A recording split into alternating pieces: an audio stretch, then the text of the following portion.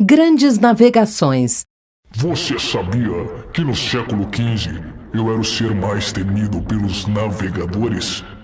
Naquela época, as pessoas não sabiam que a Terra tinha a forma de uma esfera e achavam que o mundo era formado apenas pela Europa, África e Ásia. O Mar Mediterrâneo era o principal acesso da Europa para o Oriente. Por ele, os mercadores europeus iam para o Oriente comprar artigos de luxo e as especiarias que usavam para conservar os alimentos. Mas as cidades de Veneza e Gênova fizeram um acordo com os árabes.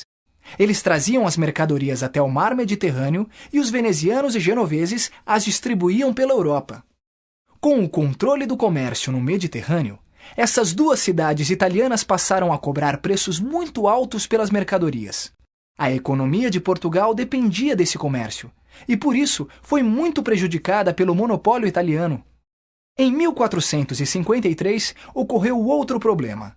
O Império Otomano tomou Constantinopla e fechou a passagem pelo Bósforo, proibindo o acesso à Índia e à China.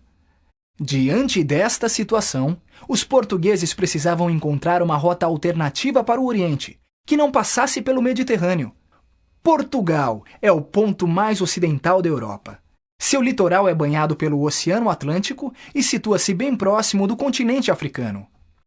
Além dessas condições favoráveis, Portugal passou a assimilar os conhecimentos de outros povos e aplicá-los na busca de novas rotas marítimas. Muitas invenções de povos antigos, aprimoradas pelos árabes, foram apropriadas pelos portugueses. A bússola, o astrolábio, o quadrante, a balestilha, a ampulheta e as velas latinas.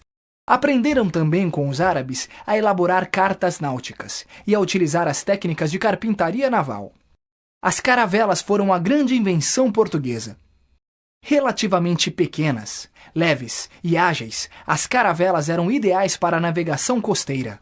Eram dotadas de velas triangulares, que possibilitavam navegar contra o vento e desviar de obstáculos. Em caso de ataque, mudavam o curso rapidamente e podiam entrar com facilidade em rios e estuários, manobrar em águas rasas, contornar arrecifes e bancos de areia. Esta versatilidade deu às caravelas grande vantagem sobre os pesados navios mercantes usados no Mediterrâneo.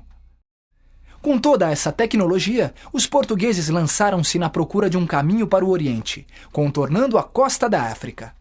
Durante quase todo o século XIV, Portugal tentou contornar o sul da África.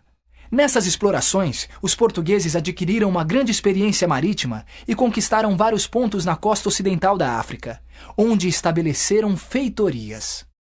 Essas conquistas garantiram a Portugal a comercialização de arroz, peixe seco, sal, tecidos de algodão, ferro, cobre, malagueta, noz de cola, marfim, ouro e escravos.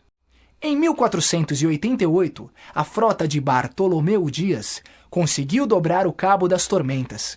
Essa etapa, no caminho para o Oriente, era um grande desafio, pois os ventos fortes e as grandes tempestades que ali ocorrem faziam do local um ponto crítico. Quando o cabo foi ultrapassado, Dom João II mudou seu nome para Cabo da Boa Esperança, pois sua travessia comprovava que o Oceano Atlântico e o Índico se ligavam. Aumentavam, assim, as esperanças de os portugueses chegarem ao Oriente, contornando a África. Finalmente, no ano de 1498, Vasco da Gama conseguiu chegar às Índias, contornando o continente africano, e Portugal adquiriu o monopólio do comércio das especiarias. Depois do retorno de Vasco da Gama, uma grande expedição foi organizada. Seu comandante, Pedro Álvares Cabral, tinha a missão de negociar acordos comerciais com os mercadores orientais. Durante a viagem, para escapar das zonas de calmaria, Cabral ordena que as embarcações façam uma rota mais a sudoeste. Mas o desvio foi tão grande que a frota atravessou o Atlântico, encontrando novas terras no meio do caminho. Dias depois, a frota de Cabral retoma o caminho para as Índias.